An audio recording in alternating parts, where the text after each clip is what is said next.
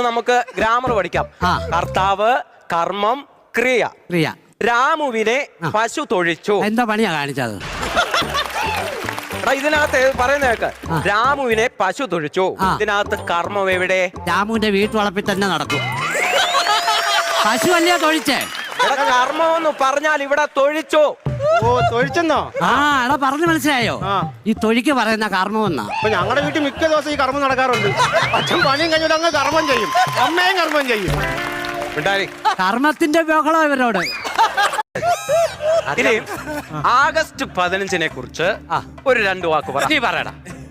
August 15 മമ്മൂട്ടിയുടെ പടമാണ്. ഷാജി കൈലാസ് ആണ് അതിന്റെ സംവിധായകൻ. ആ പടം നല്ല രീതിയിൽ ഓടിയില്ല, അതുകൊണ്ട് നിർമ്മാതാവ് നഷ്ടമായിരുന്നു. അടിപൊളി. ആ നിർമ്മാതാവ് ഇങ്ങോട്ട് ഇറങ്ങി വന്നാട്ട്. അല്ല, OTT ഓടിയപ്പോ ലാഭമായിരുന്നു.